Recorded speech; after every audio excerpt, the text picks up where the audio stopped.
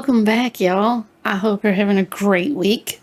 Today, we are going to talk about my May reads and what I read in May and whether or not I actually accomplished my May TBR.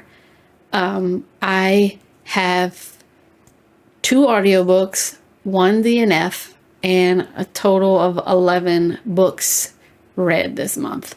So let's get into it. The first book we're going to talk about was an audiobook. It was called Double or Nothing by Cindy Steele. It was a girl's best friend's brother came back into town who she had a childhood crush on, and she was secretly still harboring that crush. They had a mutual friend that made a bet with them saying that they would fall in love by the end of the summer, and if they didn't, then he would give them his truck. He had this big fancy truck, and they thought this would be a piece of cake. They could, see each other through the summer and not fall in love. And they were very confident that they would be able to pull this off. And he was very confident that they would fall in love by the end of the summer. So it was really cute. They had scheduled dates. He required a certain amount of dates for them to go on to see if they would end up falling in love or not. And it was really cute. The next book I read was called Just for the Summer by Abby Jimenez. It was her new release. It just came out, I'm pretty sure in May. And my library brought it to me. The bookmobile brought it to me. So I don't have it with me, but I'll put a picture right here.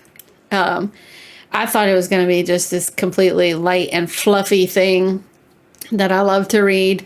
And it was in certain aspects, but there was also a few heavier topics that they touched on. I think that despite there being a few heavier topics in the book, it was still light and fluffy, and I still really enjoyed it.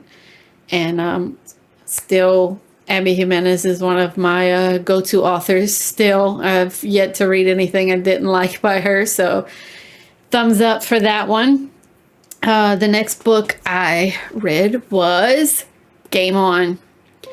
This was a gamer book, and I really picked it up, honestly, because the cover was cute, and my husband and my children are big gamers, and they love to game, and I just thought it would be cute to read a gamer story. Basically, her calling him out for lack of diversity in his games, because he was a video game producer. He made video games in his company. And she said there wasn't a lot of diversity in one of his games, so he actually kind of sought her out and hired her to help him revamp his game and make it more diverse and stuff. And they ended up liking each other. It was really cute. I will say there was a little snippet in here about the struggle with diabetes.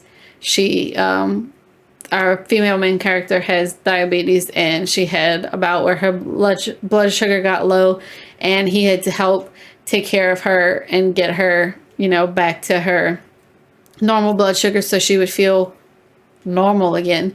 And as a wife of someone who has type 1 diabetes, I'm very I guess in the know of how diabetes works and how people feel during low blood sugars and stuff. And she wasn't wrong, but her description of everything was so medical. It was so, I don't know. I don't even know how to say it. I don't know. It felt weird to hear her talking about diabetes and the struggle of diabetes. It felt very clinical, and it was just a little strange. But the rest of the book, everything was really cute. It was really good. I liked it. I would definitely read another book by her. The next one I had on my TBR is called The Husbands. I did start The Husbands. I got a third of the way through the book, which to me, if you get a third of the way through the book and you're not feeling it and you're having to force yourself to pick it up, a I feel like that's a good point where you could be okay, like, I'm going to DNF this. I gave it enough time to see if I liked it, and I'm not vibing with it. So I DNF'd it. That is my one DNF for this month. The writing was so monotone. She had different husbands coming out of her attic, and she just talked like she didn't care. Like this was normal. Like, what is going on? I don't know. I just didn't like it. I found myself like trying to force myself to pick it up and to finish it or to read more of it. And I was like, if I'm trying to force myself and I've given it a good amount of time, then I'm done. Like, so I read about a third of it and I wasn't feeling it. So I just DNF'd it. So The Husbands was a flop for me. The next one I had was another audiobook. It was called Faking Christmas by Cindy Steele. Another Cindy Steele book. It was really cute. It was fake dating. She was going away for Christmas with her family. Her mom and stepdad were trying to matchmake and pair her up with this guy that she really didn't like. It was actually her ex, I think. They wanted her to get back with her ex, and she really didn't like him. So she didn't want the matchmaking to happen. So she just come out and told him that she already had a boyfriend. And it just so happened that the name she used was one of her coworkers back at home who she actually kind of hated. And when they get up there to the resort, to the cabins, she finds out that it's his parents' cabin and he's there. And so they have to fake date so that they put on a show for her parents that they won't try to matchmake her with her ex. They have to do like this Christmas bingo thing where they have to do like a polar plunge and a kiss under the mistletoe and like things like that, like a Christmas bingo at the resort. And so they're doing all these activities together, spend a lot of time with each other and end up falling for each other. And it's really sweet and really cute. Lots of Christmassy vibes. So the next book I had was The Wishing Game. The Wishing Game came from my library also, so I don't have the physical copy anymore. It was not at all what I expected it to be, but really cute. It was about a lady who really wanted to adopt a little boy at her school who was in foster care, and she didn't have the financial means to do it. Author that she liked when she was a kid was putting on a contest, and the winner would win his newest book, and they can do whatever they wanted with it, whether it's sell it to the publishers or just keep it or whatever. So she thought if she went and she did the contest and she won, then she could sell the book to publishers and win the money, and then she could adopt the little boy that she wanted to adopt. So the book is her going to his island and doing the competition and stuff, and it was so cute. The next one I had is Happily Never After by Lynn Painter. So I've read one or two by Lynn Painter already, and I've loved everything she's written so far. This one was really cute. I thought that she started off objecting to people's weddings. I was wrong. He did it, and he objected for her wedding to save her because she was in a situation where she could not object to her own wedding without having like repercussions from her fiance's family or something like that. So he objected to her wedding, and he saved her from getting married to this guy. And then he had a different wedding where he kind of needed a woman to be the objector at the wedding. So he asked her to help him, and they ended up being a team, then doing this and objecting to a few weddings to help people get out of situations where they felt like they couldn't be. It was cute. And then like in the beginning, they didn't really get along much at all. They were getting on each other's nerves and arguing and stuff. I really enjoyed that one. I think I have one or two more Lynn Painter books on my TBR, like my physical TBR, that I am really excited to get to because Lynn Painter has just been some fun reads for me. The next one I have is Wolf Hall. Wolf Hall is a historical fiction about Thomas Cromwell. He was like a lawyer during the time of Henry VIII, and it kind of goes a little bit from like his younger age. They even give you a snippet of him when he was really young, and he had issues with his father being abusive, and it goes all the way to the point where Henry VIII is married to Anne Boleyn, and they leave you off kind of with like Henry VIII looking like he's not going to want to be married to Anne Boleyn for much longer.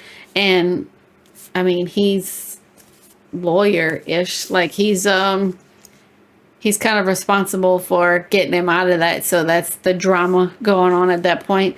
It was really good. There were times where it kind of just was slow and seemed a little boring, I guess. I hate to say that, but I definitely will continue on with the series. The second book, Bringing Up Bodies, is on my TBR for June, and I'm hoping that it's not as slow paced for the second one. I mean, when he starts divorcing Anne Boleyn and stuff, that to me, that's when the drama kicks up. And also, I'm looking forward to seeing what the second book is going to be like. The next book I have is Little White Lies by Jennifer Lynn Barnes. She wrote The Inheritance Games. I'm pretty sure she wrote Little White Lies first, but Inheritance Games was the first one that I picked up by her, and I absolutely loved all 4 of the books that are out. I cannot wait. I think she has 2 more that are going to be coming out, and I cannot wait for those. So I picked up one of her older books, Little White Lies. This girl never met her mom's side of the family, and she doesn't know who her dad is. So her grandma shows up one day, her mom's mom, and offers her like a contract. Come live with me, be a debutante, and then I'll pay for your college. She goes and she stays with her grandma, and she does the debutante thing, which is completely out of her element. She's like a mechanic and like is a tomboy and stuff like that. But like the whole time that she's doing all these debutante balls and like breakfasts and things that she has to do to be a debutante to keep her grandma happy, she's also trying to find out who her father is because her mom won't tell her. And there's some other like drama things happening, people lying, and but I enjoyed it. I thought it was a good book. There's a second one that I'll be getting to, probably not in June, but hopefully not too long from now, because I enjoyed reading the first one. I enjoyed being in a debutante world for a while, even though that is not my thing either. I'm a jeans and t-shirt kind of girl. So Gentleman's Gambit is my next read. It is by Evie Dunmore. She has 3 other books before this one, and I have to say it was a while between reading the other 3 and then reading this one. And so I kind of forgot a little bit about the stories from the first 3, but this one was so cute. It's like in England in the 1800s, the women are like fighting for women's rights. And this one in particular feels like she would never be good enough to have a husband because she likes to study, she likes to do her things, and she thinks that a husband would be upset with her spending time studying and spending time doing the things that she likes, and she doesn't even know if she would like to have children. So she just assumes that she's going to be single for the rest of her life until she meets Elias. I think his name is Elias. And he absolutely adores her. Like from the beginning, absolutely adores her. And their little relationship is so cute. Really loved it. And hopefully Evie Dunmore will be putting out some more books in the near future. But in the epilogue, it wraps up all the stories from all 4 books. And it was just really cute way to wrap it up and finish it up. So I look forward to seeing what Evie Dunmore does next. Next, we have Realmbreaker. Realmbreaker was the first in a series. Read from Victoria Aveyard. I've read the Red Queen series, and I absolutely loved it. So I figured I would love this series too, which is why I bought the whole trilogy without even having read the first one. Now, I read the first one, and it wasn't great. Did not taste good. I even tried putting the audiobook on, listening to the audiobook while I read along, like with it in the book, in the physical book. And it was slow. It was so slow. There was such a huge amount of characters in the book, and every chapter is a different character, and it's hard to keep track of who's who. And I felt like most of the entire book was them traveling. Since I own the other two already and I spent my wonderful husband's money on it, I'm going to be reading the other two and see where it goes. And who knows, maybe the second and third one will pick up more and it won't be just traveling. The last book I have was from my library. They just brought it to me a few days ago, so I had to hurry up and sneak this one in, and I finished it on the last day of May, and it is Expiration Dates. So our main character, Daphne, gets a note, whether it be a post-it or a postcard, or she said even once that it was in a fortune cookie. When she meets a guy that she's like interested in, she gets a note of some kind that has the guy's name and how long she'll be with them, whether it be a week or 2 weeks or 5 weeks or 6 months. And it tells her how long she's going to be with this guy. So she goes into just about every relationship with a man knowing how long they're going to be together. So there's always like a time limit on how long she's with the guy. She gets a note for this new guy that she set up on a blind date with. His name is Jake. And when she gets the note, it just says Jake. There are no dates on it. There's no timeline. She has no idea how long she's going to be with this guy. So she kind of assumes that he's the one. She's going to be with him for the rest of her life. But then she's kind of like skeptical and like second guessing, what does this mean? And you really just like, you're trying to figure out as you're reading it, why is she second guessing it? Why is she questioning what the no timeline thing means? Then they throw you a curveball about something going on in her life that she hides from everybody except for her parents and her boss. And that's really a big factor in why she's second guessing the no timeline on the card for Jake. So it's cute to watch her navigate that and figure out why there's no timeline on the card for Jake. And it was a really lovely story. I loved it, and I will be looking to see what else this author has that I might want to pick up in the future. So that is what I read in May. 11 books. Majority of them were pretty good. Thanks for watching. Give it a like and a thumbs up. Subscribe if you're having a good time. Let me know if you've read any of those books and what you thought of them. I'd love to chat about them with you. And I will see you in my next video. Remember that God loves you and I love you and you are important.